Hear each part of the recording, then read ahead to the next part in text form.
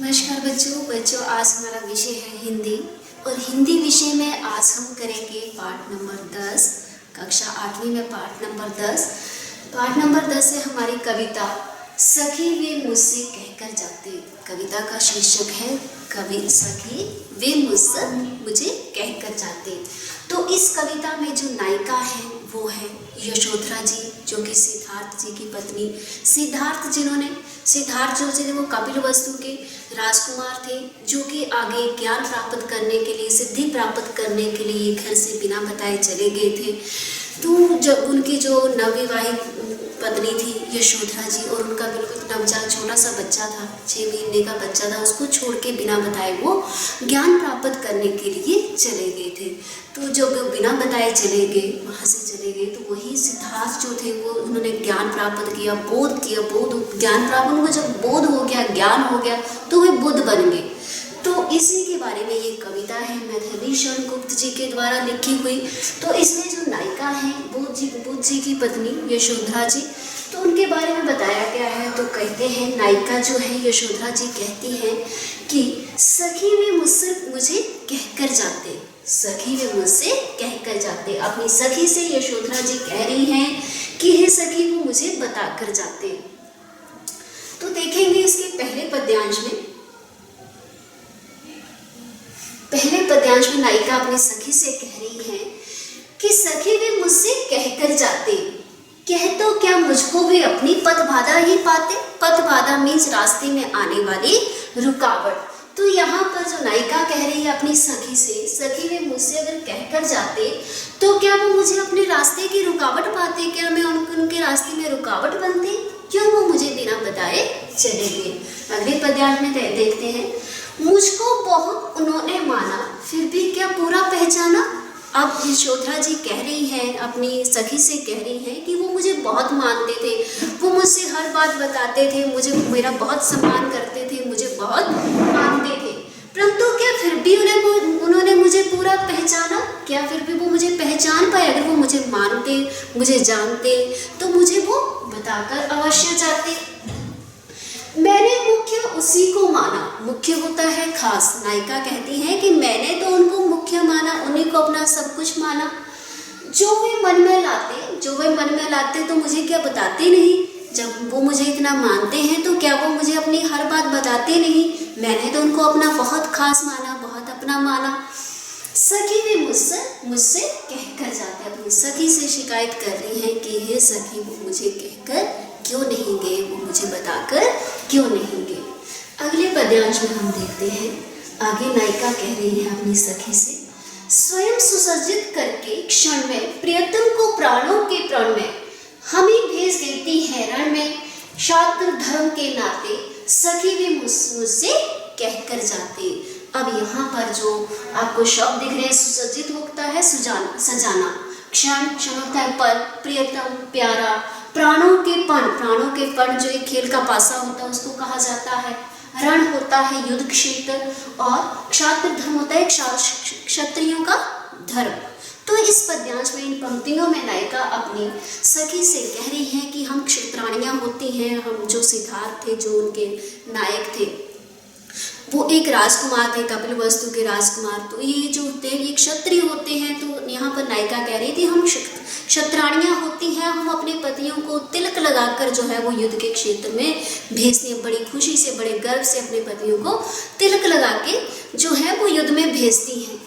तो बोलते हैं कि यदि वो मुझे बताकर जाते तो मैं उनको खुद सुसज्जित करके, खुद सजाकर, खुद उनको तैयार करके युद्ध के क्षेत्र में भेज देते, अर्थात उनको सजाकर, उनको सुसज्जित करके, उनको तिलक लगाकर मैं उनको स्वयं भेज देती, हमें भेज देती हैं। हम क्षत्राणियाँ होती हैं, हम अपने राजकुमारों को तिलक लगाकर जो है वो युद्ध क्षेत्र में भेज सकते हैं।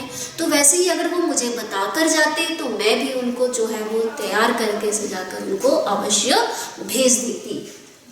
सखी वे मुझसे कहकर जाते, फिर बार बार यही शिकायत करे कि यदि वो मुझे बताकर जाते तो मैं उनको स्वयं जो है वो भेज देती। अब देखिए अगली पंक्तियों में कह रही है, नायिका कह रही है, हुआ ना ये भी भाग्य अभागा। अब नायिका अपने आप को कह रही है कि भाग्य होता है किस्मत वाला, अभागा जिसकी किस्मत अच्छी ना हो। किस पर विफल गर्व अब जागा। अब लेखिका कह रहे विफल होता है असफलता, गर्व होता है अभिमान। तो यहाँ पर लेखिका कह रही नायिका कह रही है कि मैं अपने आप को कैसे किस्मत वाली मानूं, मैं तो अभागी हूँ। मैं कैसे किस्मत वाली मानूं, मैं तो एक अभागी हूँ, अभागा। किस पर विफल गर्व अब जागा, मैं किन असफलताओं पर रोऊं और किस चीज पर अब मैं गर्व करूं, क्योंकि मेरे पति जो है वो मुझे त्याग कर चले गए हैं। जिसने अपनाया था त्यागा, जिसने मुझे अपनाया उसी ने मुझे त्याग दिया, वही मुझे बिना बताए छोड़कर चले गए। रहे स्मरण ही आते सखी वे मुझसे कहकर जाते।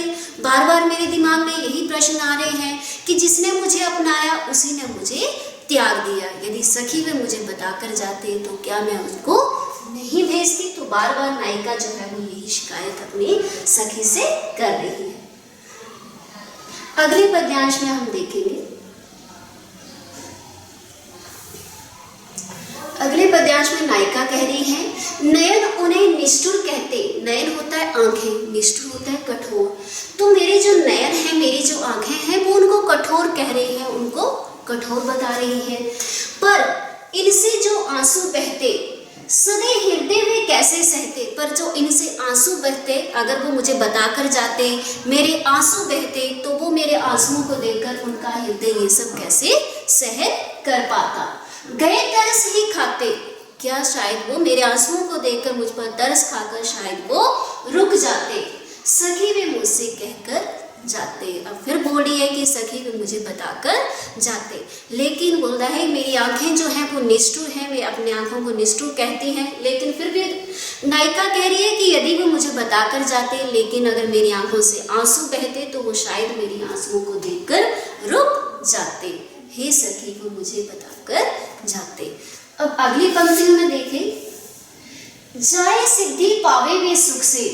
अब नायिका फिर कह रही है कि वे सिद्धि प्राप्त करने के लिए गए हैं, बोध प्राप्त करने के लिए गए हैं, ज्ञान प्राप्त करने के लिए गए हैं, तो वो सुख से वहां पर सिद्धि प्राप्त करते। अब यहाँ पर देखो सिद्धि होता है ज्ञान प्राप्त करना, तो वैसे ही जो कपिलवस्तु के राजकुमार सिद्धार्थ थे वो बोध प्राप्त करने के लिए, सिद्धि प्राप्त करने के लिए चले गए थे।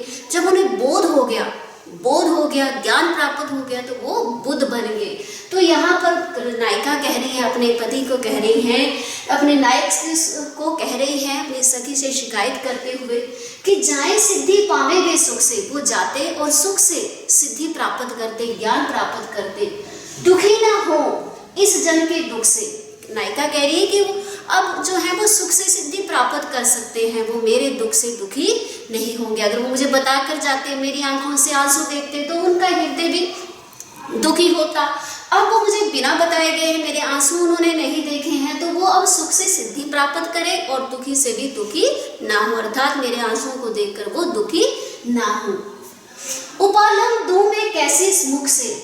उपालभ देखिए, उपालभ होता है शिकायत। अब मैं शिकायत कैसे करूं, नायिका कह रही है शिकायत दूं मैं कैसे, किस मुख से। अब मैं किस मुख से उनसे शिकायत करूं, क्योंकि वो मुझे बताकर ही नहीं गए। आज अधिक वे भाते, फिर भी नायिका कह रही है कि वो मुझे बताकर नहीं गए हैं, फिर भी वो मुझे आज बहुत प्रिय लग रहे हैं, बहुत भा रहे हैं, क्योंकि उन्होंने सिद्धि प्राप्त कर ली है, वो बोध प्राप्त हो गया है, अब वो बुद्ध बन गए हैं। आज अधिक वे वो भाते, अब मुझे बहुत भा रहे हैं, बहुत अच्छे लग रहे हैं। फिर भी शिकायत करते हुए नायिका कह रही है कि सखी वे मुझसे कहकर जाते। अब अंतिम पद्यांश में, अंतिम पंक्तियों में क्या कह रही है नायिका देखेंगे, गए लौट भी वे आवेंगे। गए हैं तो लौट कर तो अवश्य आएंगे, गए हैं लौटे भी आवेंगे, गए हैं तो लौट कर भी आएंगे। कुछ अपूर्व अनुभव लावेंगे। अपूर्व होता है अनोखा, अद्भुत, ठीक है। अनुपम होता है सर्वोत्तम। गए हैं तो वापिस आएंगे और कुछ अद्भुत अनोखा भी लाएंगे, नए कुछ नया जो है, नया चीज वो लाएंगे। रोते प्राण उन्हें पावेंगे। रोते हुए मेरे प्राण जो है वो उन्हें पाएंगे। तो जब वो वापिस आएंगे, क्या गाते गाते, पर क्या मैं उनका स्वागत हंसते हंसते कर पाऊंगी।